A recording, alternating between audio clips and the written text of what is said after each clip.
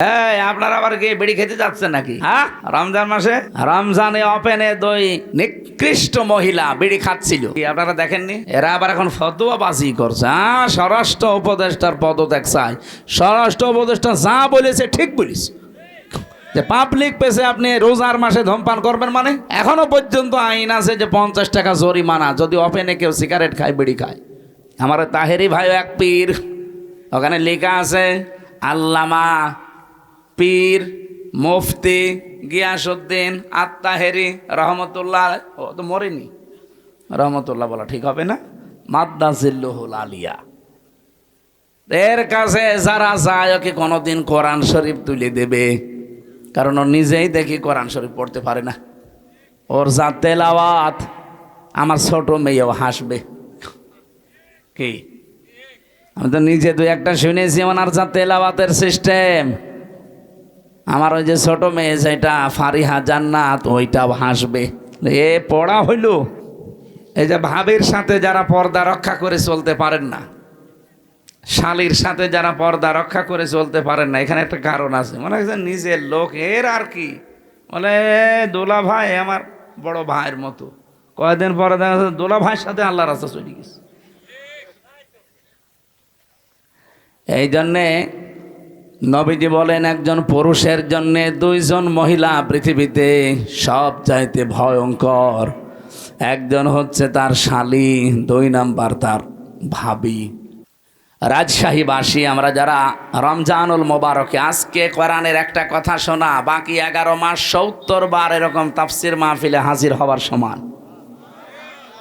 যদিও আমরা সারাদিনের না খাওয়া শরীর ক্লান্ত, তারাবি পড়ে অনেকেই ক্লান্ত হয়ে গেছে, এখন ঘুমানোর সময়। সামনে দুইটা বড় বড় কাজ আছে, তাহাজ্জুদের নামাজ পড়ব, সেহেরি খাবো, এরপরে ফজরের পড়ে কর্মজীবনে যাবে অনেকে।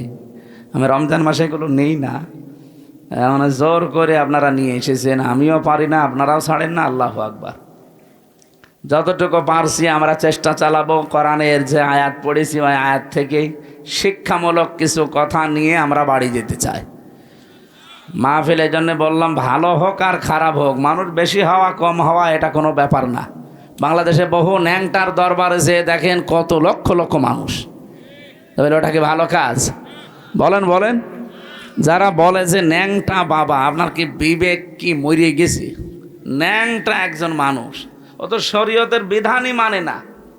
একটা পুরুষের সতর হচ্ছে নাভি থেকে হাঁটু পর্যন্ত ঢেকে রাখা লাগবে। বিনা কারণে যদি এগুলোতে কাপড় না দেয় কেউ, তার কবিরা গুনাহ হবে। এক কথা বলেন না কেন? আর একজন মেয়ে লোকের সতর, মুখমণ্ডল, হাতের কবজি আর পায়ের পাতা বাদ দিয়ে পুরা শরীর ঢেকে রাখা লাগবে। কেউ যদি এই 3টা জায়গা বাকি রেখে অন্য কোনো জায়গায়ও কাপড় না দেয়, আর মাথায় কাপড় দেয়নি, স্বামী বাদে পৃথিবীর অন্য কেউ দেখলো, আপনার কবিরা গুনাহ হবে। তাহলে মেয়েদের সতর কতটুকু? হানাফি মাযহাব অনুযায়ী মুখমণ্ডল, হাতের কবজি আর পায়ের পাতা বাদ দিয়ে পুরা শরীর ঢেকে রাখা লাগবে। পুরুষের সতর যদি নাভি থেকে হাঁটু পর্যন্ত ঢেকে রাখে, তাহলে তার ফরজ আদায় হয়ে যাবে। বাকি শরীরে কাপড় চোপড় না থাকলেও অসুবিধা নেই, তারপরও খালি গায়ে থাকা ঠিক না জনসম্মুখে। আমি কথা বোঝাতে পেরেছি? মেয়েরা যারা আশপাশে বিভিন্ন জায়গায় এসেছেন, সম্মানিত মা বোনেরা, পোশাক এটা কিন্তু গুরুত্বপূর্ণ একটা পাঠ। আল্লাহ রাব্বুল আলামিন কোরআনে কারিমে পোশাকের ব্যাপারে তিনি কথা দিয়েছেন, লেবাসুত তাকওয়া দিয়েছেন। যেন মেয়েদের লেবাস পোশাক যেটা তাকওয়ার, ওইটা হচ্ছে সালোয়ার কামিজ। আপনারা যারা স্বামী আছেন, বড় ভাই আছেন, বাবা আছেন, যারা বানিয়ে দেন, সালোয়ার কামিজ বানিয়ে দিলে এটা সর্বোত্তম পোশাক। আপনি মদিনার মিউজিয়ামে যেয়ে দেখবেন, ওখানে এখনও হযরতে ফাতেমাতুজ জোহরার একটা পোশাক আছে। ওইটা কিনা আমি জানি না, কিন্তু একটা সিস্টেম আছে টাঙানো, এই হাত পর্যন্ত হাতা, পা পর্যন্ত লম্বা। মেয়েরা যারা এসেছেন, আপনার স্বামীকে, আপনার বাবাকে বলবেন যে সালোয়ার কামিজ বানিয়ে দিন, সে যে বয়সেরই হোক, অসুবিধা নেই। 10 বছর হলেই কি আর 70-80 বছর হলেই কি, কোনো অসুবিধা নেই। শাড়ি পরে পর্দা আদায় হয় না, নামাজও হয় না। কারণ মাথায় শাড়ি দিয়ে যদি কেউ নামাজ পড়তে যায়, আর একবার যদি পড়ে যায় কাপড়, সেজদা দিতে গিয়ে চুল বেরিয়ে যায়, আপনার ফরজ নামাজ শেষ। আমি কথা বোঝাতে পারলাম? সুতরাং এমন পোশাক পরা লাগবে যেন নামাজের সময়ও কাজে লাগে, বাইরে হঠাৎ কোনো পরপুরুষের সামনে পড়ে গেলেও যেন পর্দার মতো ফরজ বিধান লঙ্ঘন না হয়। হ্যাঁ, মুখমণ্ডল, হাতের কবজি, পায়ের পাতা খোলা রাখা জায়েজ আছে, কিন্তু সর্বোত্তম পর্দা হচ্ছে এগুলোও ঢেকে রাখা, হাত মোজা পা মোজা দিয়ে, যেটা আজিমাত বলা হয়। কিন্তু রুখসাত হিসাবে আপনার মুখমণ্ডল, হাতের কবজি, পায়ের পাতা এইগুলো খোলা রাখতে আপনার ছাড় দেওয়া আছে। এজন্য আশা করছে আমরা এখন থেকে সামনে মেয়েদেরকে, মাদেরকে, বোনদেরকে এরকম পোশাক বানিয়ে দেব। মারা, বোনরা, বউরাও আপনারা স্বামীকে এটা বলবেন যে আমার হাত পর্যন্ত হাতা দিয়ে বানিয়ে দেন, পা পর্যন্ত লম্বা, নিচে ছায়া থাকবে বা পায়জামা থাকবে, ভেতরে ব্লাউজ গায়ে দেওয়া লাগবে, ওপরে একটা ওড়না দেবেন, এমন সেলাই করে নেবেন দরকার হয় দর্জি দিয়ে, যেটা শুধু মাথাটা আর মুখটা এতটুকু বেরিয়ে থাকবে, মুখটা পোড়াটা ঢেকে যাবে, এমন সিস্টেম পাওয়া যাচ্ছে এখন। পর্দার এই যে পোশাকটা, এটা কি আল্লাহ খেলা করার জন্য দিয়েছে? কত বড় গুরুত্বপূর্ণ জানেন? আজ যে হাজারো জায়গায় জেনা হয়, পরকীয়া প্রেমে মানুষ লিপ্ত হয়, শুধুমাত্র এই পোশাক আশাক ঠিক না থাকার কারণ। গ্রাম অঞ্চলে হয়তো এসব নেই, হ্যাঁ, শহরে চলে না। এই যে ভাবির সাথে যারা পর্দা রক্ষা করে চলতে পারেন না, শালীর সাথে যারা পর্দা রক্ষা করে চলতে পারেন না, এখানে একটা কারণ আছে। মনে হচ্ছে নিজের লোক, এর আর কি, বলে দোলা ভাই আমার বড় ভাইয়ের মতো। কয়েকদিন পরে দেখা যাচ্ছে দোলা ভাইয়ের সাথে আল্লাহর রাস্তা চলে গেছে। এই জন্যে নবীজি বলেন, একজন পুরুষের জন্যে দুইজন মহিলা পৃথিবীতে সব চাইতে ভয়ঙ্কর। একজন হচ্ছে তার শালী, দুই নাম্বার তার ভাবি। আল্লাহ এই দুইটা থেকে আমাদের ইমান বাঁচানো খুব দরকার। যেহেতু এখানে কিছু মনে করি না তো আমরা, কখন যে আমাদের ইমান চলে যায় আমরা টেরও পাই না। এই দুই জায়গায় পর্দা রক্ষা করা নফল না ফরজ? বলেন বলেন। আমি বেঁচে গেছি যে আমি এক বাপের এক ছেলে, আমার কোনো ভাবি নেই, আর আমি যারা বিয়ে করেছি আমার কোনো শালিও নেই, আলহামদুলিল্লাহ। যাক, দুটো জিনিস থেকে আল্লাহ আমারে বাঁচিয়েছে। একজন মহিলার জন্যে দুইজন পুরুষ মানুষ সবচাইতে ভয়ঙ্কর এবং ইমান কেড়ে নেওয়ার মতো। একটা হচ্ছে তার দোলা ভাই, আর একটা হচ্ছে দেবর। দেখ, আমারে আল্লাহ এদিক থেকেও বাঁচিয়েছে, আমি কারো দেবরও না, দোলা ভাইও না, আমার তো নেই ম্যাডামই। আমার দোলা ভাই বলবে কে? ওই চাচা তো, মামা তো, খালা তো যারা আছে, ও চাচার সাথে কোনোদিন দেখাও হয় না, ও দোলা ভাই বলেও না। কয়েকটা শালা আছে, তারা দোলা ভাই বললো আমার অসুবিধা নেই।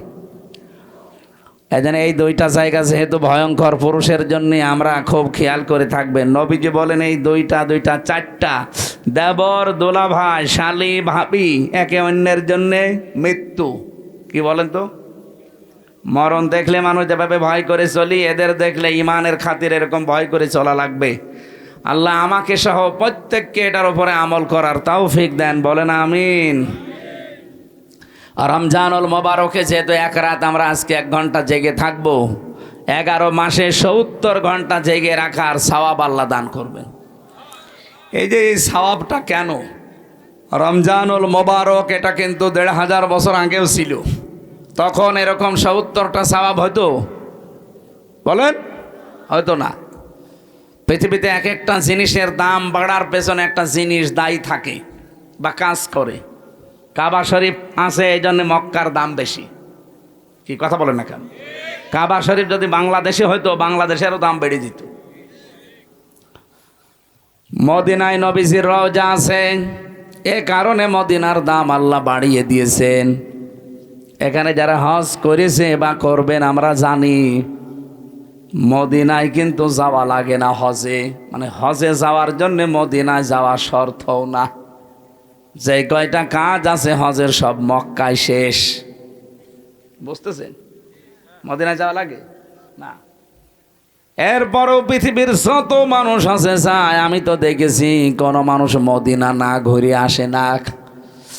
আমি 16 সালে গিয়েছিলাম, আমি দেখেছি মানুষ অন্তত 40 ওয়াক্ত নামাজ, তার মানে 8 দিন 50টা, এই 8টা দিন মদিনার মসজিদে, নবীর এই মসজিদে যেভাবেই হোক কাটায়।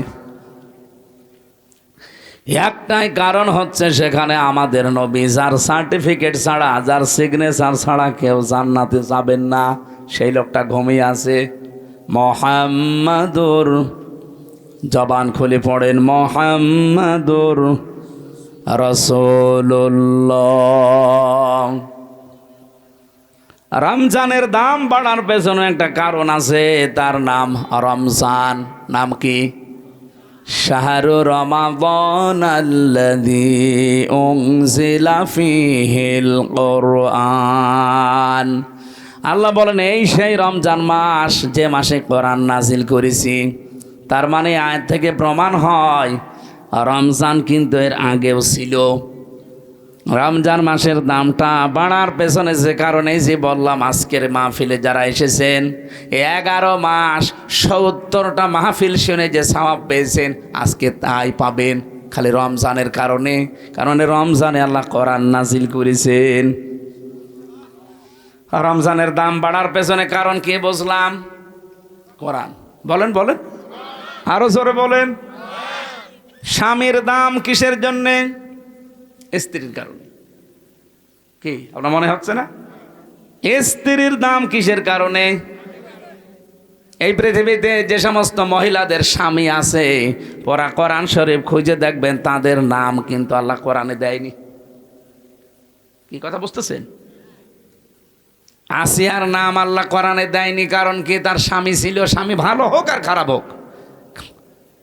হযরতে খাদিজাতুল কুবরার নাম কোরআনে আল্লাহ দেয়নি, তার স্বামী ছিল। হযরতে আয়েশার নাম কোরআনে আল্লাহ দেয়নি, তার স্বামী ছিল। উম্মে জামিলের নাম কোরআনে আল্লাহ দেয়নি, তার স্বামী ছিল।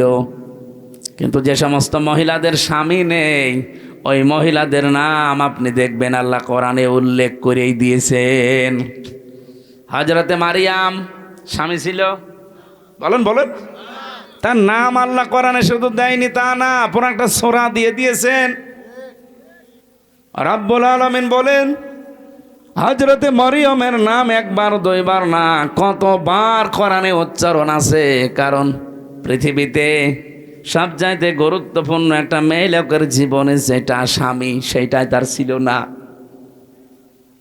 মা বোনেরা বিভিন্ন জায়গায় যারা বসে আছেন, স্বামী যাদের নেই তারা কিন্তু টের পাচ্ছেন যে কি জিনিস হারিয়েছি।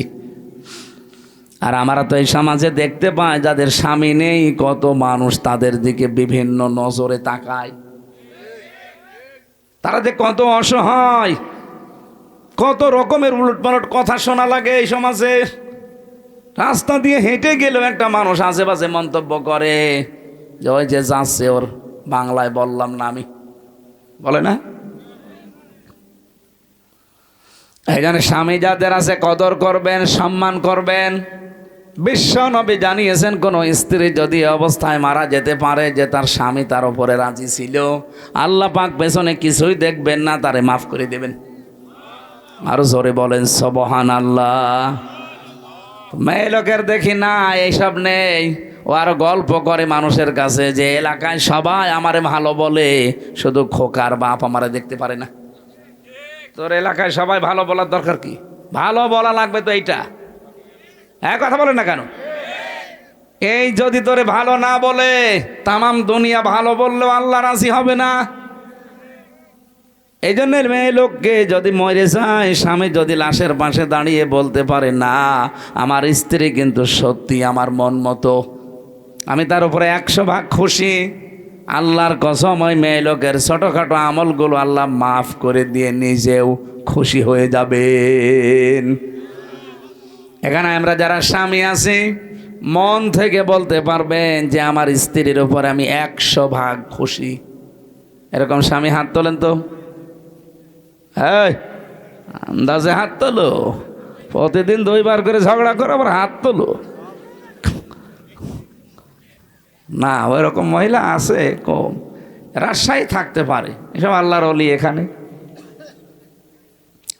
সম্মানিতা মা বোনেরা, আলহামদুলিল্লাহ আমি অন্যান্য জেলার তুলনায় আজকে 2 জন স্বামী পেলাম, তারা হাত তুলেই জানিয়েছে যে আমার স্ত্রীর ওপরে 100% রাজি। আল্লাহ যেন ওই স্ত্রীর মতো আমাদের সবার স্ত্রীকে বানিয়ে দেয়। তাহলে আমি যেটা বলছিলাম, এই পৃথিবীর ময়দানে একজনের দাম বাড়ার পেছনে আর একটা জিনিস দায়ী বা তার পেছনে কাজ করে। হন্না লিবা সল্লা কমোয়া আং তোমে লিবা সল্লা হন্না। স্বামী স্ত্রী একে অন্যের পোশাক। কি পোশাকের কাজ? কি পোশাকের প্রায় 27টা কাজ আছে। 1 নম্বরে পোশাকের কাজ হচ্ছে, পোশাক মানুষের লজ্জাস্থান ঢেকে রাখে। কথা বলে না কেন? স্বামী স্ত্রী 2 জনের কিন্তু এই চরিত্র হওয়া লাগবে, একে অন্যের দোষ গোপন করে রাখবে। আর আমরা না, পরিবারের দোষ আরো বিভিন্ন জায়গায় একে অন্যেরটা বলে বেড়াই। 2 নম্বরে পোশাকের কাজ হচ্ছে, পোশাক মানুষের সম্মান বৃদ্ধি করে। বলেন তো, এখানে আমি যে পোশাক পরে এসেছি এ কারণে আপনারা আমার উঠতে দিলেন।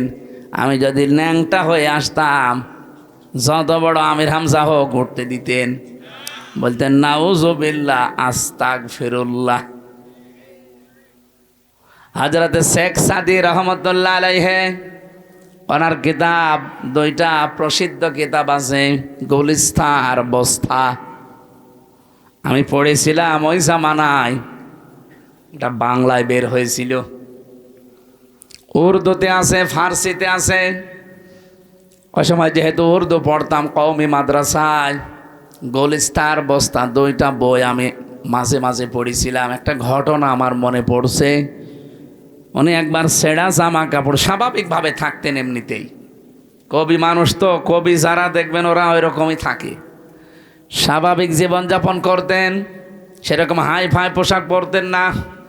এক দাওয়াতে গিয়েছেন, মানুষ তার চিনতে পারে নাই, খাবারও দিতে চায় না, অথচ পরে ওই অনুষ্ঠানে তিনি সেই রকম উন্নত পোশাক পরে, রাজকীয় পোশাক পরে এসেছেন। কে না কে তাড়াতাড়ি নিয়ে তারে খাবারে বসিয়েছে, যত রকমের খাবার তার প্লেটে দিয়ে বলছে নেন। উনি খাবার খাওয়া বাদ দিয়ে একটা একটা করে সব পকেটে তুলছে। লোকজন বলছে আপনি পাগল হয়ে গেছেন? বলে না, পাগল তোমরা, এতক্ষণ পর্যন্ত আমি এসেছিলাম, সম্মান আমাকে করনি, করেছো আমার এই পোশাককে। এই জন্য পোশাককেই খাবার খাওয়াচ্ছে, যে খা, আমার দাম নেই, দাম তো তোর। পোশাক এটা কিন্তু মানুষের দাম, সম্মান, মর্যাদা বাড়িয়ে দেয়। স্বামী স্ত্রীর সম্পর্ক হওয়া দরকার ঠিক ওই রকম। রব্বুল আলামিন এমনিতেই হন্না লিবাসুল্লাকুম দেননি, ও আনতুম লিবাসুল্লাহুন্না। পৃথিবীর প্রতিটি জিনিসের পেছনে একজন দায়ী থাকে, যে তাকে উপরে ওঠার জন্যে। মক্কার দাম যেহেতু কাবার জন্যে, মদিনার দাম নবীজির জন্যে। স্বামী স্ত্রীর দাম স্ত্রী স্বামী, স্বামী স্ত্রীর জন্যে। রমজানুল মোবারকের দাম হচ্ছে কোরআনের জন্যে। রব্বুল আলামিন বলেন, এমন কোরআন আমি দিয়েছি হুদাল লিন্নাস, এটা মানুষকে হেদায়েত দেবে। কোরআনের সেই ক্ষমতা এখন আর নেই। আগেকার জামানায় যারা পীর সাহেব শুনতাম, বিভিন্ন দরবারে মানুষ যেত আল্লাহকে পাওয়ার জন্যে, তারা কোরআন শরীফ তুলে দিত, এই নেন আল্লাহকে পেয়ে যাবেন। তারা কোরআন পড়তো, বুঝতো আমার আল্লাহর পরিচয় তারা পেয়ে যেত। এখনকার জামানায় দেখি অধিকাংশ দরবারে সিস্টেম আর নেই। এখন গেলে কোরআন শরীফ আর দেয় না, জিকির দেয়, হো হো করবি যা। আপনি ব্রাহ্মণবাড়িয়া, চট্টগ্রাম, বিশেষ করে কুমিল্লা, এই লাইনগুলোতে আপনি যে দেখবেন যত দরবার আছে, অধিকাংশ দরবারে গেলে কোরআন শরীফ দেয় না। আমার তাহেরি ভাই এক পীর, ওখানে লেখা আছে আল্লামা পীর মুফতি গিয়াসউদ্দিন আত-তাহেরি রহমতুল্লাহ। ও তো মরেনি, রহমতুল্লাহ বলা ঠিক হবে না, মাদ্দাজিল্লুহুল আলিয়া। এর কাছে যারা যায়, ওকে কোনোদিন কোরআন শরীফ তুলে দেবে? কারণ ও নিজেই দেখি কোরআন শরীফ পড়তে পারে না। ওর যা তেলাওয়াত আমার ছোট মেয়েও হাসবে। কি আমি তো নিজে দুই একটা শুনেছি ওনার যা তেলাওয়াতের সিস্টেম, আমার ওই যে ছোট মেয়ে যেটা ফারিহা জান্নাত ওইটাও হাসবে। এ পড়া হইল, আমার আব্বার পড়া মাঝে মাঝে শুনি তাই হাসে যে কি পড়ছে দাদা। কোরআন শরীফ পড়তে হলে যে নিয়ম নীতিগুলো আগে জানা লাগে ওইটা আমার মেয়ে জানে, কিন্তু আমার বাবা জানে না। বাবা এই 65 বছর বয়সে এখন আবার নতুন করে আলিফ বা তা সা শিখতেছে। উনি আপনাদের মতো গ্রাম্য মানুষ, কৃষক, এতদিন হয়তো পড়েনি বা সে সময় দেয়নি। এখন এই বুড়ো বয়সে এসে আমি তা তাগিদ দিয়েছে যে পড়াই লাগবে, টাকা পয়সা খরচ হয় হোক, আপনাকে শেখা লাগবে মরণের আগে কোরআন। যেহেতু রমজানুল মোবারক এসে গেছে, 1 মাসে হুজুরকে দরকার হয় আপনি রেখে দেন। এখন পড়তেছে, আশা করছি উনিও পারবে। যে পীরের দরবারে আগে গেলে তারা কোরআন তুলে দিত, মানুষ পড়ে পেয়েছে তো আল্লাহকে। এখন যেহেতু কোরআন দেয় না, এই জন্য আল্লাহকে অধিকাংশ দরবারে পায় না, পায় কি গাঁজা। আর কথা বলে না কেন? আপনি দেখছেন না এখন বিভিন্ন জায়গায় যৌথ বাহিনী রেড দিচ্ছে, অধিকাংশ দরবারগুলো প্রায় 113টা দরবারেরই দেখলাম, এগুলো সব ব্যাঙ্গে গড়িয়ে দিয়েছে অলরেডি। কারণ এগুলো সব জেনা, ব্যভিচার আর গাঁজা খাওয়ার আড্ডাখানা। কোরআন শরীফের কোনো নিয়ম সেখানে পাওয়া যায় না, অথচ নাম কিন্তু পীরের দরবার, শাহেন শাহে দরবার। ওখানে আবার বছরে বছরে ওরস শরীফ হয়, নওরোজ শরীফ হয়, খসরোজ শরীফ হয়, গোসল শরীফ হয়। 1 বছর পীর সাহেব গোসল করে না, ওই একদিন এসে গোসল করবে। ওই গোসলের পানি নিয়ে তার মুরিদের মা বোন ভাবি যা আছে সবাই আল্লাহর নাম নিয়ে নাকি খায় বিসমিল্লাহ বলে। নাউজুবিল্লাহ। 1 বছর গোসল না করলে আমার মনে হয় ওর কাছে শয়তানও বেড়বে না। ওটা কি গন্ধ, পাটা তো কি। আর এই লোকেরা যদি গোসল করিয়ে সেই পানি, আমার মনে হয় পানির কাছেও যাওয়া ঠিক না। বলেন 2-3 দিন গোসল না করলে তা কেমন লাগে শরীরের ভেতর। আর শয়তান 1 বছর কত কিছু হয়, আমি নিচে নামলাম না। আমি যেটা বোঝাতে চাই, কোরআন আল্লাহ দিয়েছেন মানুষকে হেদায়েত দেওয়ার জন্যে, সেই ক্ষমতা এখনো কোরআনের আছে। এই জন্যে প্রথম আয়াত কি কোরআনের? যালিকাল কিতাবুল লা রাইবা ফীহ। এই যে কিতাবের আগে আলিফ লাম আছে। এই আপনারা আবার কি বিড়ি খেতে যাচ্ছেন নাকি? হ্যাঁ, রমজান মাসে, রমজানে ওপেনে 2 নিকৃষ্ট মহিলা বিড়ি খাচ্ছিল। কি আপনারা দেখেননি? এরা আবার এখন ফতোয়াবাজি করছে। স্বরাষ্ট্র উপদেষ্টার পদত্যাগ চাই। স্বরাষ্ট্র উপদেষ্টা যা বলেছে ঠিক বলেছে, যে পাবলিক প্লেসে আপনি রোজার মাসে ধূমপান করবেন, মানে এখনো পর্যন্ত আইন আছে যে 50 টাকা জরিমানা যদি ওপেনে কেউ সিগারেট খায়, বিড়ি খায়। নেই? আর ওরা মেয়ে লোক, ওকে মেয়ে লোক বলা যায়? ওর স্বামী যদি বিড়ি মিড়ি খায় তাও তো একটু হালকা মেনে নেওয়া যায়। আর ও শয়তান মহিলা, ওরে চিরে ফেলা দরকার শয়তানগুলো। আবার সোশ্যাল নাম নিয়েছে, এগুলো বাংলাদেশের জন্য ক্যান্সার। আমরা স্বরাষ্ট্র উপদেষ্টা যিনি আছেন জাহাঙ্গীর আলম ভাইকে ধন্যবাদ জানাই, এরকম কড়া কথা বলেছেন আপনি, আলহামদুলিল্লাহ। আরও শক্ত হওয়া দরকার আপনার। ঘোষণা দিয়েছে যদি কোনো চাঁদাবাজ, কোনো ছিনতাইকারী, কোনো ডাকাত, কোনো চোর ধরা পড়ে, বিচার লাগবে না, সঙ্গে সঙ্গে বিসমিল্লাহি ওয়া আলা মিল্লাতি রাসূলিল্লাহ বলে মাটির নিচে দিয়ে দেবেন। মিনহা খলাকনাকুম বলার দরকার নেই। কারণ এগুলো সমাজের জন্য ক্যান্সার। আর এগুলো করছে কারা আমরা খুব ভালো করে জানি।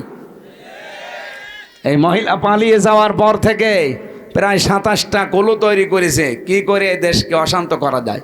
যাওয়ার আগে আইজিপিকে বলে গিয়েছিল, আমি যাবার পর 1 মাসের ভেতরে বাংলাদেশের অবস্থা এমন করবা যেন দাঁড়িয়ে থাকতে না পারে। শয়তান, ওকে মহিলা শয়তান, শয়তান মহিলা। ওইটা আমরা কোরআনে কারিমের সূরা ইউসুফের তাফসীর পড়েছি, শয়তান দুই প্রকার, একটা মানুষ শয়তান আর একটা জিন শয়তান। কি? এই মানুষ শয়তানের ভেতরে আবার দুই প্রকার, একটা পুরুষ শয়তান, একটা মহিলা শয়তান।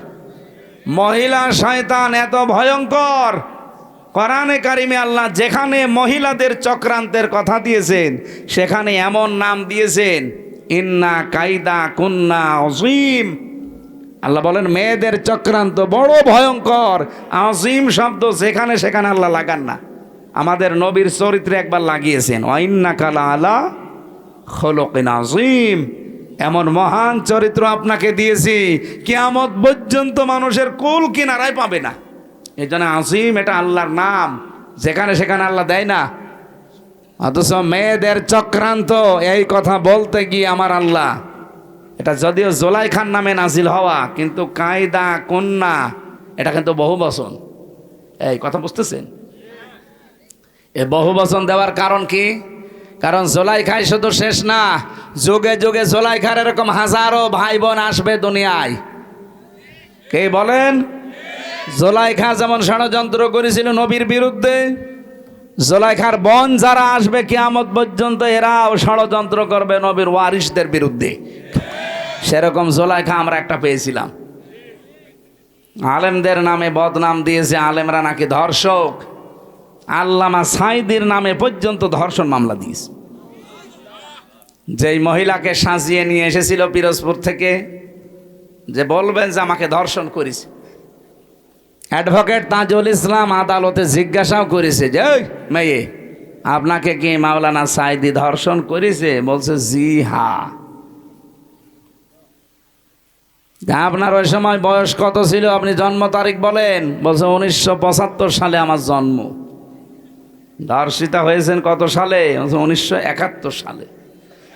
অ্যাডভোকেট তাজুল ইসলাম বলেছিল যে মাননীয় আদালত তাড়াতাড়ি এ পয়েন্টটা লেখেন, এ মহিলার জন্ম 75-এ, ধর্ষিতা হয়েছে 71-এ, ওইটা কি রুহের জগতে?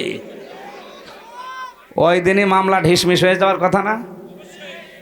করবে কে? বানানো তো, সব বানানো, হাসিনার সব বানানো, বিচার ব্যবস্থাও বানানো, বিচারপতিও বানানো, প্রসিকিউটরও বানানো, সাক্ষীও বানানো, বাদীও বানানো, সব বানানো, মহিলাও বানানো। নাই তো 75-এ জন্ম নিয়ে 71-এ ধর্ষিতা হয়? ওটা হলে নাই রুহের জগতে হতে পারে। কিন্তু মামলাটা ঢিসমিস হয়নি, কারণ বিচারপতি যারে বানিয়ে রেখেছিল কালামানিক, ওর বিসি উড়িয়ে গেছে। শয়তান, ওর বিসি উড়িয়ে দিয়েছে। সিলেটের মানুষেরা পালিয়ে যাচ্ছিল, আমার সামনে পড়লে আমি গোড়া থেকে কেটে দিতাম। শয়তান।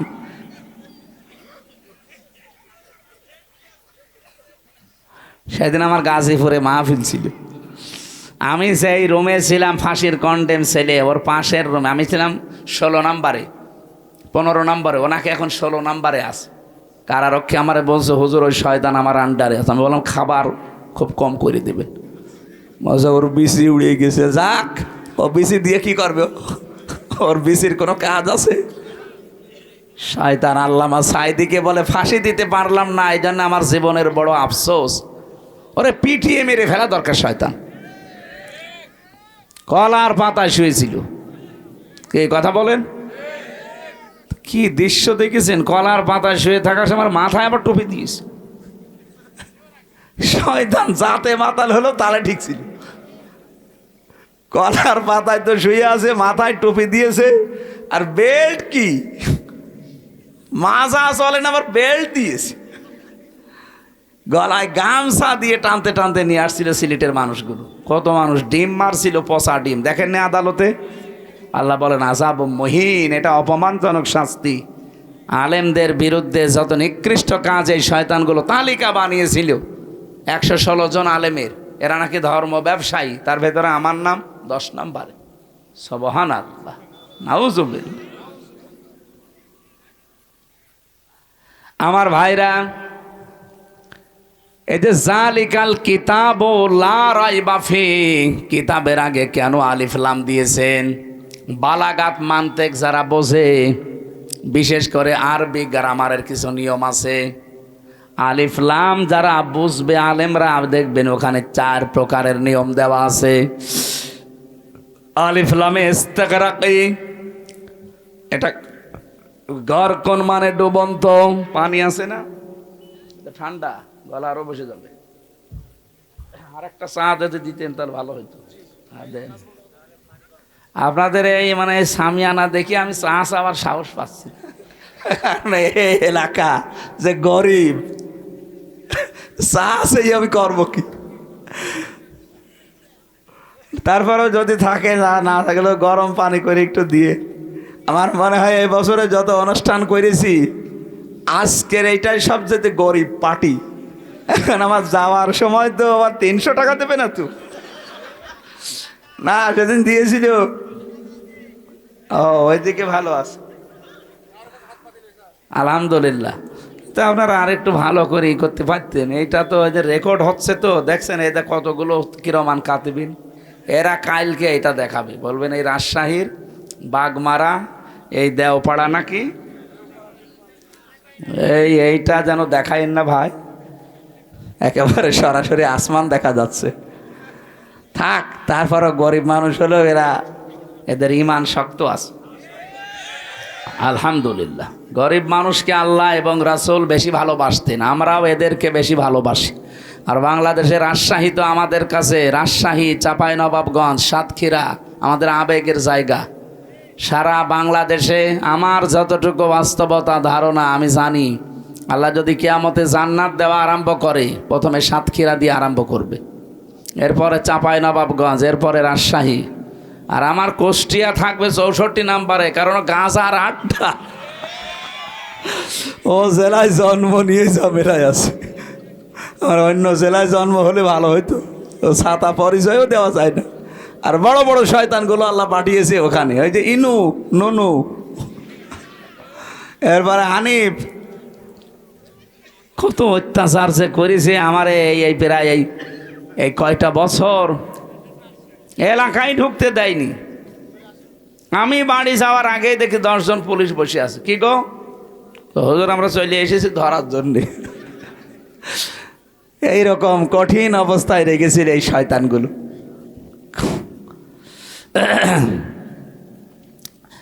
গড়কন শব্দের শাব্দিক অর্থ বলছিলাম, দেখি আপনাদের মেধা কেমন। গড়কন মানে কি?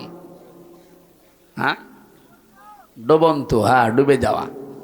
এখানে যে আলিফ লাম আল্লাহ দিয়েছেন, আল্লাহ রাব্বুল আলামিন এই আলিফ লামকে গড়কন বলেননি। হ্যাঁ, আলহামদুলিল্লাহি রাব্বিল আলামিন, ওখানেও আলিফ লাম আছে হামদের আগে, ওইটা কিন্তু আলিফ লামে ইস্তেগরাকি। যত রকমের প্রশংসা আমি দুনিয়ায় করতে পারি সব আমি আমার আল্লাহর জন্য নির্দিষ্ট করে দিলাম। এখানে যালিকাল কিতাবু লা রাইবা ফি, কিতাবের আগে আলিফ লাম দেওয়ার আল্লাহর উদ্দেশ্য হচ্ছে, আমি তাফসিরে পড়েছি, এটা আল্লাহ রাব্বুল আলামিন বোঝাতে চেয়েছেন পৃথিবীতে একটাই মাত্র কিতাব আছে যেটা মানুষকে হেদায়েত দিতে পারে, তার নাম কোরআন। তার নাম কি? কোরআন ছাড়া হেদায়েত দেওয়ার কোনো কিতাব দুনিয়ায় নেই। আছে? এই জন্য আপনাকে কিছু পেতে হলে এর কাছে আসা লাগবে। বাজ্জিনাতিম মিনাল হুদা ওয়াল ফুরকান, রব্বুল আলামিন বলেন কোরআনে কারীম এমন স্পষ্ট দলিল আর প্রমাণ দিয়েছি যে মানুষ এখান থেকে পথ নির্দেশিকা পাবে। অল ফুরকান, হক আর বাতিল পার্থক্যকারী একটা কিতাব। ও রাজশাহীবাসী, আপনি যদি এই রমজানে কোরআন পেলেন, রোজা রাখলেন, বাকি সামনের জীবনে যদি হক আর বাতিল পার্থক্য করে জীবন কাটাতে না পারেন, আপনার কাছে রমজান আসা না আসা সমান। আমি আশা করছি কথা বোঝাতে পেরেছি, এটাই আসল কথা আজকের। আল ফুরকান, সত্য মিথ্যা পার্থক্য করে বাকি জীবন চালানো লাগবে। আর কতদিন এভাবে না বোঝার ভান করে থাকবেন? রমজানও পাচ্ছেন প্রতি বছরে বছরে, কোরআনও আছে আপনার কাছে, হক আর বাতিল কোনটার সামনে এটা দেখে যদি জীবন চালাতে না পারেন, আপনার জীবন ব্যর্থ।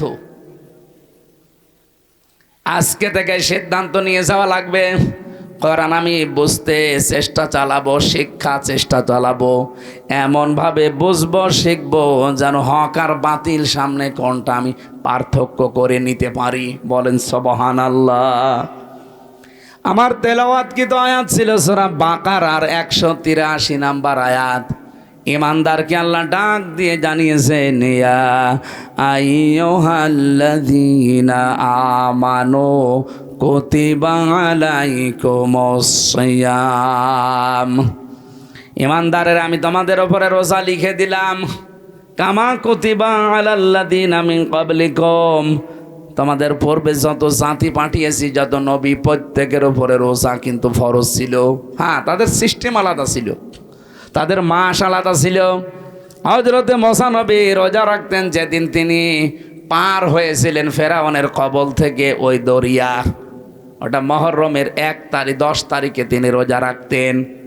হযরতে ইব্রাহিম আলাইহিস সালাম রোজা রাখতেন, যিনি আগুন থেকে মুক্ত হয়েছিলেন মুহররমের 10 তারিখে।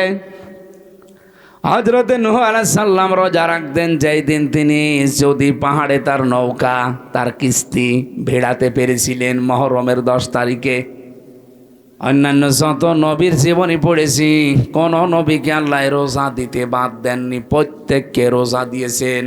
হ্যাঁ, হয়তো তাদের বছরে 1 দিন 2 দিন 3 দিন এরকম ছিল, তা আমাদেরকে আমার আল্লাহ রোজা দিয়েছেন বছরে 1 2 3 3 দিন না, 1 মাস। কতদিন? এটার যতগুলো উপকার আছে তার অন্যতম উপকার হচ্ছে অটোফেজি। নাম শুনেছেন? অটোফেজি এই 2017 সালে আবিষ্কার করেছে রাজশাহীবাসী জাপানের একজন বিজ্ঞানী, স্বাস্থ্য বিজ্ঞানী, উনি নোবেল পেয়েছেন 2017 সালে। এই তথ্যটা দিয়েছেন ইউশোনারি ওসামি। এই লোকটা জানিয়েছে আমাদের শরীরের ভেতরে 2 কোটি কোষ আছে। একাধারে যদি মানুষ 12 মাস খাবার খেতেই থাকে, বন্ধ না করে খাবার খাওয়া, তাহলে এই শরীরের ভেতরে আরো আশপাশে কিছু বৃদ্ধি হয় কোষ। এই যে ফসল যারা চাষ করে, ফসলে আমার মনে হয় কত কিছু দেওয়ার পরও ফসল ভালো হয় না, কিন্তু পরগাছা, আগাছা, ওকে কিছু দেওয়া লাগে, ওই এমনি বাড়তে থাকে শরীরের ভেতরে। ঠিক কোষ আল্লাহ দিয়েছেন 2 কোটি। এগুলো আমাদের শরীরকে কন্ট্রোল করে। কারণ রক্ত আছে আমার শরীরে, আপনার শরীরে 5 কেজি থেকে 5.5 কেজি। এই 5.5 কেজি রক্তকে পুরা শরীরে কন্ট্রোল করছে। এই কোষগুলো যদি না থাকে, 5 প্রকার ক্যান্সার দেখা দেবে যদি ওই কোষ বৃদ্ধি হতেই থাকে। 2 নম্বরে টিউমার বৃদ্ধি হবে। যারা 11-12 মাস একাধারে খেতেই থাকে, তাদের এই 2টা রোগ বেশি হওয়ার সম্ভাবনা, কারণ ওই কোষগুলো বাড়তে থাকে। উনি চিন্তা করলেন আল্লাহর দেওয়া, মানে কি গড, ওরা তো গড বলে, গডের দেওয়া কোষ বাদ দিয়ে বাকি যে কোষগুলো আছে এইগুলো কি করে নষ্ট করা যায়। আগাছা নষ্ট করতে হলে যেমন গোড়া কেটে বাদ দেওয়া লাগে, কি নয়তো আবার ওখান থেকে জন্ম নেবে। আপনি সারও দেবেন না, মাটিও দেবেন না, ঔষধও দেবেন না, ওই এমনি জোর পেয়ে যায়, এমনি বাড়তে থাকে। আর আপনার ওই অতিরিক্ত ওই আগাছা পরগাছা কোষগুলো যদি বাড়তে থাকে, তাহলে আপনার শরীরের ভেতরে রক্তে 5 প্রকার ক্যান্সার হবে এবং টিউমার বাড়তে থাকবে। হয় টিউমারগুলো অনেকের ভেসে ওঠে, যে একটা ভেসে উঠিস, হয়তো একটা ভেসে উঠবে কারোর ভেতরে চাপা থাকবে, ভেসে ওঠে না। টিউমার 2 প্রকার। চিন্তা করলেন এটা কি করে কমানো যায়। ওনার 13 বছর গবেষণার ফল, এমনিতে নোবেল দেয়নি, দিয়েছে এই কারণে। 13 বছর গবেষণা করে উনি জানিয়েছে কেউ যদি অন্তত 29-30 দিন 12-14 ঘন্টা দিনের বেলা না খেয়ে থাকতে পারে একাধারে, তাহলে আল্লাহর এই গডের দেওয়া কোষগুলো, আমরা কি বলবো গড না আল্লাহ?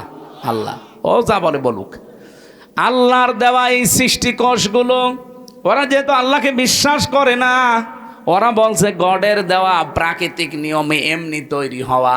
আসলে কি সব এমনি তৈরি হয়? এর পেছনে একজন কারিগর আছে না?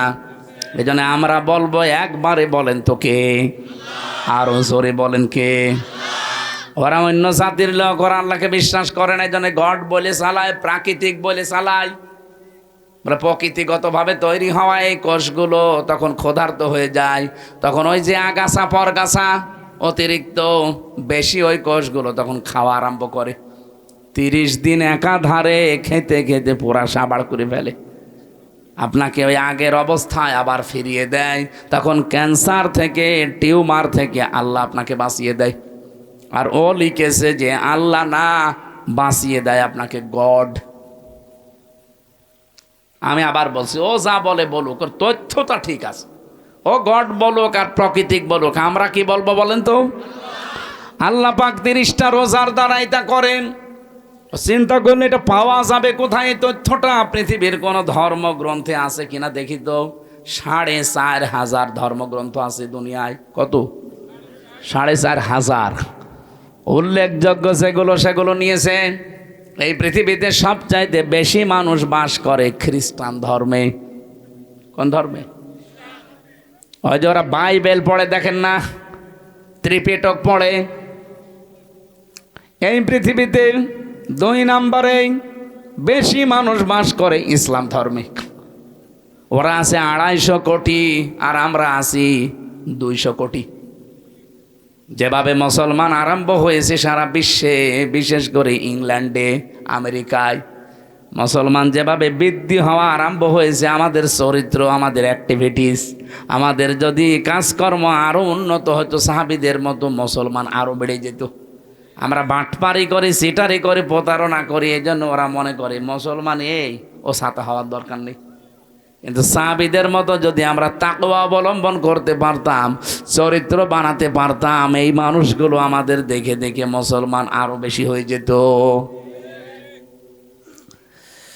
4,500 ধর্মীয় গ্রন্থগুলো একটা একটা করে মিলিয়েছে। কোন ধর্মীয় গ্রন্থ পাইনি যে এই তথ্যটা পাওয়া যাবে। শেষ পর্যন্ত মুসলমানদের ধর্মীয় গ্রন্থ কোরআনে কারিম, সূরা বাকারার আমি যে আয়াত পড়েছি 183 নম্বর আয়াতের পরের আয়াত শেষের অংশে, সূরা 80 নম্বর আয়াত, ওয়া আনতাসুমু খায়রুল লাকুম ইন কুনতুম তা'লামুন। বলেন আল্লাহু আকবার। রব্বুল আলামিন বলেন, তোমরা যদি রোজা রাখো তোমাদের জন্য ভালো হবে, এটাই তোমাদের কল্যাণ হবে। কি কল্যাণ হবে? উনি এখানে 27টা পয়েন্ট দিয়েছেন যে রোজা রাখলে এই কল্যাণ হয়। তার 1 নম্বরে আপনার ওই অতিরিক্ত পরগাছা, আগাছা, ওই কোষগুলো আসল কোষ ধ্বংস করে ফেলবে। যুগে যুগে আল্লাহ বিধানটা এমনি দেয়নি, এই কারণেই দিয়েছেন। তাহলে আমরা যদি রোজা রাখি, কত বড় মারাত্মক 2টা অসুখ থেকে আপনি বাঁচতে পারবেন, একটা ক্যান্সার আর একটা টিউমার। কি কথা বলেন না কেন? 2 নম্বরে রোজা রাখলে মানুষ সুস্থ থাকে। কঠোর পরিশ্রম যারা করে এরা আমার মনে হয় বাদ দিয়ে বাকি কারো রোজা ছাড়া ঠিক না। এমনিতে যারা দোকানে বসে আছেন, মাঠে ঘাটে কাজ, হ্যাঁ মাঠের কাজও কঠিন, কিন্তু তারপরেও যদি আপনি রোজা রাখতে পারেন, 1 মাস রোজা রাখার দ্বারা ওই অটোফেজির মাধ্যমে আপনার কোষগুলো ধ্বংস হবে এবং আপনাকে সুস্থ করার জন্যে 11 মাস আপনাকে চালানোর জন্যে রোজা কার্যকর ভূমিকা পালন করবে। রোজা এখন থেকে আর ছাড়া যাবে। কত মানুষ দোহাই দেয়, হুজুর আমার গ্যাস, আমি রাখতে পারি না, এটা একটা শয়তান। রোজা রাখলে তোর গ্যাস ভালো হবে। যারা বলে আমার ডায়াবেটিস, রোজা রাখলে সমস্যা, কে বলেছে আপনাকে? আপনার কি ডায়াবেটিস আমার চাইতে বেশি? জেলখানায় যে আমার ডায়াবেটিস 27, 37 পর্যন্ত চলে গিয়েছিল। এই জন্য রোজা রেখে 3 দিনে আমি এখন দেখছি যে না, আমি আরো ভালো আছি, ডায়াবেটিস আমার কন্ট্রোলে হয়ে গেছে। বিজ্ঞানও প্রমাণ করছে কেউ যদি 12-14 ঘন্টা দিনের বেলায় না খেয়ে থাকতে পারে, তার ডায়াবেটিসও কন্ট্রোল হয়ে যায়। আল্লাহ কি এমন যে এমন বিধান উনি দিয়েছে যেটা আমাদের শরীরের সাথে মানাবে না? না, এই জন্য উনি বুঝে শুনেই দিয়েছেন এই বিধানটা, যেহেতু শুধু আমাদের ওপরে না, আমাদের পূর্বে যত জাতি আল্লাহ পাঠিয়েছে সবার উপরেই এইটা ছিল। আমাদের উপরেও ছিল, কিন্তু 1 মাস না 6 মাস। আল্লাহ পাক বলেন আমার নবী যখন এসেছিল আমি তাকে 6 মাস রোজা দিয়েছি। উনি তো আনন্দে যে 6 মাস রোজা পেয়েছি। অন্যান্য উম্মতেরা মাত্র একটা পেয়েছিল বছরে। আর আমরা মুসা নবীর সাথে দেখা 6ষ্ঠ আসমানে মেরাজ থেকে আসার সময় বলে না আপনি ফিরে যান, আপনার উম্মতরা পারবে না, আপনার উম্মতেরা পারবে না। আমার উম্মত এত শক্তিশালী ছিল তারা পাহাড় কেটে কেটে ঘর বানাতো, তারা 900 বছর 1000 বছর হায়াত পেত। আর আপনার উম্মত মাত্র 60-70 বছর বাঁচে, তাও লাস্টিং করে না। যত ভেজাল খাবার এখন আমাদের ভেতরে ঢুকতেছে, এই ভেজাল খাবার খেয়ে আমার মনে হয় 60-70 না 40 বছরে আমরা 80 বছরের মতো হয়ে যাচ্ছি। যেহেতু মনে চলে আসলো যারা ভেজাল দিচ্ছেন খাদ্যে, ফরমালিন দেন, ঔষধ লাগান, এটার দ্বারা যাদের স্বাস্থ্যহানি হয়, বিভিন্ন অঙ্গ প্রত্যঙ্গ নষ্ট হয়ে যায় খাবার খেয়ে, কিয়ামতে আপনি খুনি আসামি হয়ে উঠবেন। কারণ এগুলো একটা মানুষ মারার একটা কারণ। হয়তো সরাসরি মারছেন না, অন্য লাইনে আপনি মেরে ফেলছেন মানুষকে। কথা বলেন না কেন? যারা এই যে ফলের ব্যবসা করেন, ফলে কত কিছু দিয়ে তাজা করে রাখেন, তরকারির ব্যবসা করেন, তরকারিতে কত কিছু দিয়ে তাজা করে রাখেন, ওই তরকারি ওই ফল আপনার ছেলেকে আপনি খাওয়াবেন, আপনার মেয়েকে খাওয়াবেন? আপনি ওই সময় তো খাওয়াতে চান না। বাকিগুলোও তো যারা ক্রেতা তারা তো আপনার ছেলে মেয়ের মতো মনে করা লাগবে। এই জন্য যে মানুষগুলো এই যে রমজান এসেছে পণ্যের দাম বাড়িয়ে ক্রাইসিস তৈরি করেন, আপনার নামাজ রোজা তারাবি কিচ্ছু কবুল হচ্ছে না, সব মাঠে মারা যাচ্ছে। যদি কবুল হয় তাহলে সূরা আরাফের আয়াতগুলো মিথ্যা হয়ে যাবে। হযরতে সালেহ আলাইহিস সালাম, সালেহ না শুআয়ব আলাইহিস সালাম, তার জামানার মানুষদেরকে আল্লাহ ধ্বংসই করেছিলেন এই খাদ্যে ভেজাল দেওয়া আর ওজনে কম বেশি করার কারণে। বাংলাদেশে অনেক উম্মতের ভেতরে এটা এখন নেই, ওজনে কম বেশি। বলেন বলেন কি যে আছে ওর হাতের ভেতরে, এরকম করে 1 কেজি 1.5 কেজি হয়ে যায়। আবার নামাজ পড়তে যায় 5 ওয়াক্তের জায়গায় 6 ওয়াক্ত মিলিয়ে পড়ে। না, আপনার নামাজ পড়তে কে বলেছে? আপনাকে নামাজ পড়ার অর্থই হচ্ছে আপনি ওজনে যেন কম বেশি না করেন, খাদ্যে যেন ভেজাল না দেন, জমিনের আইল যেন না ঠেলেন। সারা জমিন 1-1.5 বিঘা 2 বিঘা চাষ করছে ভালো, আইলের কাছে গেলে ওর নাঙ্গলের মাথাও খারাপ, ওর মাথাও খারাপ। মানে এমন চিকন করে মনে হচ্ছে যে পুল সিরাত বানিয়ে ফেলেছে আইল। আরে ভাই, আলটা একটু তো বড় করে রাখা দরকার, 2 জনে ছাড় দিয়ে যেন মানুষ একটা হেঁটে যেতে পারে, একটা সীমানা পিলার। ওইটা জোর করে করে কাটতে কাটতে যদি চিকন বানিয়ে ফেলেন, যতটুকু বেশি করেছেন যদি 1 বিগত হয়ে যায়, কিয়ামতে এরকম জমিন 7টা মাথার উপরে চাপিয়ে দেবে, তখন নেন কত লাগে। আমরা এখন থেকে সিদ্ধান্ত নেব খাদ্যে ভেজাল আজকে থেকে বন্ধ হবে। আর যারা এগুলো করছে এত কড়াকড়ি করা দরকার তাদের উপরে, কারণ তারা মানুষ হত্যা করার শামিল। হ্যাঁ, কথা বলেন না কেন? খাদ্যে ভেজাল দেওয়া, ফরমালিন দেওয়া, ঔষধ দেওয়া, এবং যারা পণ্যগুলো ক্রাইসিস করে তৈরি করে আটক করে রেখে এই রোজার মাস আসলে মানুষ এগুলো বেশি করে। আমি বিশ্বের অন্যান্য দেশের সাথে মিলালাম, তারা মুসলমানেরা রোজার মাস আসলে অন্য মাসে যদি 100 টাকা কেজি থাকে, রোজার মাস আসলে 70 টাকা করে দেয়। আর এই দেশে যদি 70 থাকে, রোজার মাস হলে 100 টাকা করে দেয়। আপনার এত দরকার, লাভ ক্ষতি এইটার আসল মালিককে? আরো জোরে বলেন না। আমরা তো এটা মনে করি না, তাহলে রোজার মাসে রোজাদারদের, আল্লাহরে বান্দা বান্দিদের কষ্ট দেওয়ার জন্য বাড়িয়ে দিতাম না। মনে করে না আমার লাভ বেশি করা লাগবে। আরে ভাই, লাভ আপনার হবে 170-এর জায়গায় 100 টাকা, 70-এর জায়গায় 100 টাকা নিয়ে আসবেন, এদিকে আর এক রাস্তা খুলে দেবে আল্লাহ, 200 টাকা চলে যাবে। মাথার ভেতরে যেগুলো আছে, একটা যদি নাট বল্টু ঢিল হয়ে যায়, আপনি টের পাচ্ছেন, শেষে 100 না, ওরকম 1000-100 যাবে।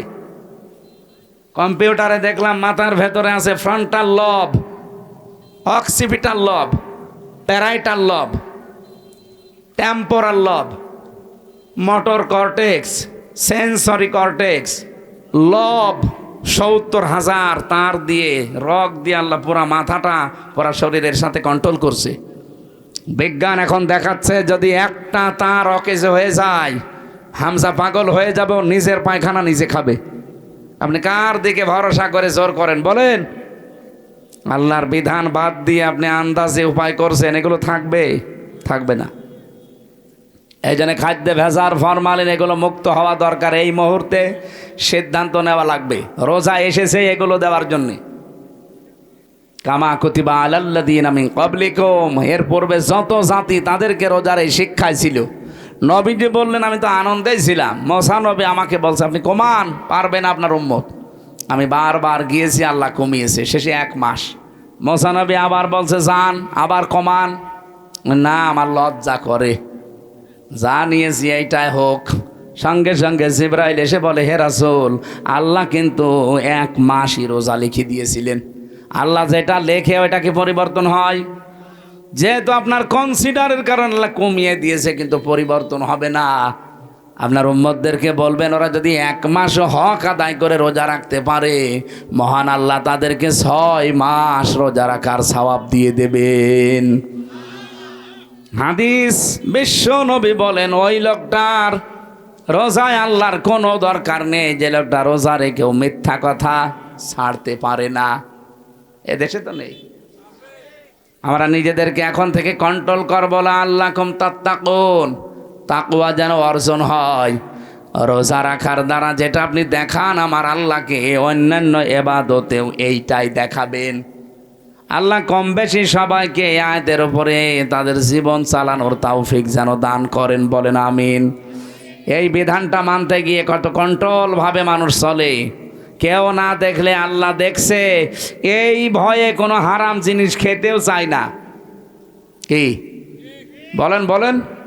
অথচ এই মানুষটা বাকি 11 মাস বাবা শাহজালাল সব হালাল। না, এইভাবে চলতে হবে না। রোজার শিক্ষাটা আমাদের জীবনে যেন কাজে লাগে। কুতিবা আলাইকুম, কুতিবা শব্দ দিয়ে আল্লাহ যতগুলো আয়াত নাজিল করেছেন, কুতিবা আলাইকুমুল কিতাল, কুতিবা আলাইকুমুল কিসাস, কুতিবা আলাইকুমুস সিয়াম, প্রত্যেকেই ফরজ। আপনি শুধু সিয়াম ফরজ মনে করেন, অনেকে কিসাসকে ফরজ মনে করে না, বলে এটা দুনিয়ার কাজ, এটা খারাপ কাজ, এটা বড় কাজ। এই জন্যে তো সুরঞ্জিত বাবু বলেছিল যে চুরি করলে হাত কেটে দাও, এই আইন হচ্ছে কোরআনে, এটা বড় আইন। বলেন নাউজুবিল্লাহ। কুতিবা আলাইকুমুল কিতাল, তোমাদের উপরে যুদ্ধ জিহাদ আমি ফরজ করে দিলাম, লিখে দিলাম। এই কথা শুনলে অনেক মানুষ মনে করে এটা জঙ্গিবাদের কাজ। জিহাদকে যারা জঙ্গি মনে করে তারাই আসল জঙ্গি। আরে ভাই, জিহাদ হচ্ছে পৃথিবীর জঙ্গি নির্মূল করার জন্যে। অন্যায় যেখানে, জিহাদ সেখানে। বলেন তো চাঁদাবাজি করা অন্যায় কাজ না? এক কথা বলেন না কেন? সুতরাং চাঁদাবাজি যেখানে, প্রতিবাদ সেখানে, এইটার নামই জিহাদ। যেখানে যে অন্যায় হবে ওই জায়গায় দাঁড়িয়ে যাবেন। রোজার এই শিক্ষা এসেছে দেওয়ার জন্য 1 বছর পরে। আমরা যদি এই শিক্ষা নিয়ে বাকি 11 মাস সত্যি চালাতে পারি, আল্লাহর কসম এ দেশ আবার দাঁড়িয়ে যাবে। খালি রোজার শিক্ষায় যথেষ্ট, আর কিছু লাগবে না। 27টা বললাম না শিক্ষা আছে রোজার। 1 নাম্বার আমাদের শরীরের রোগ 2টা গুরুত্বপূর্ণ থেকে আল্লাহ বাঁচাবে রোজার দ্বারা। 2 নাম্বারে বিপদে পড়লে এমন জায়গা থেকে আল্লাহ সাহায্য পাঠাবে আপনার ধারণাও নেই যে এখান থেকে সাহায্য আসতে পারে। এরকম প্রায় 9টা বিষয় আমি কোরআনে পড়েছি। এই জন্য আমরা রোজা রাখার দ্বারা এগুলো পেতে চাই। যেহেতু সামনে সেহরি, 11:30 বাজে, সামনে সেহরি আর তাহাজ্জুদের নামাজ আর মনে হয় 40 মিনিট পরেই দাঁড়াবো। আর বলা ঠিক হবে না, আগামীতে আবার আসবো ইনশাআল্লাহ। আল্লাহুম্মা আমিন।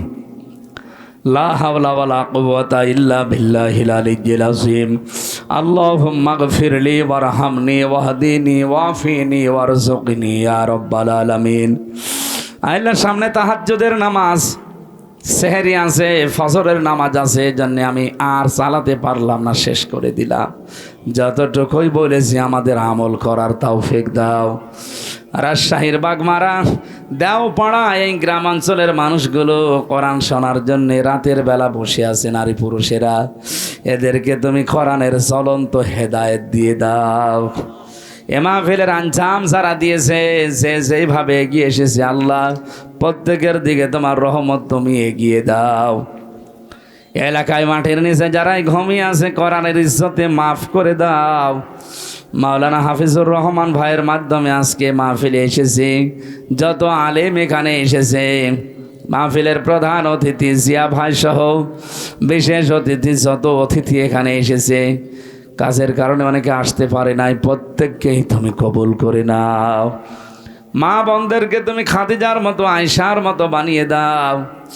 আল্লাহ তাআলা আমাদেরকে তুমি রোগ শোক থেকে মুক্ত রাখো, হক আদায় করে বাকি রোজাগুলো আদায় করার তৌফিক দাও। আগামীর বাংলাদেশটা তুমি শান্ত এবং কোরআনের হাতে তুলে দাও। বারাকাল্লাহু লানা ওয়া লাকুম ফিল কোরআনিল আযীম। আলহামদুলিল্লাহি রাব্বিল আলামিন। মরণ আসলে যেন পড়তে পারি লা ইলাহা ইল্লাল্লাহু মুহাম্মাদুর রাসূলুল্লাহ। আসসালামু আলাইকুম। যান আস্তে আস্তে বাড়ি চলে যান। তাহাজ্জুদ পড়বেন প্রতিদিন, 2 রাকাত 4 রাকাত হলেও পড়বেন, অভ্যাস করেন, আস্তে আস্তে অনেক উপকার হবে।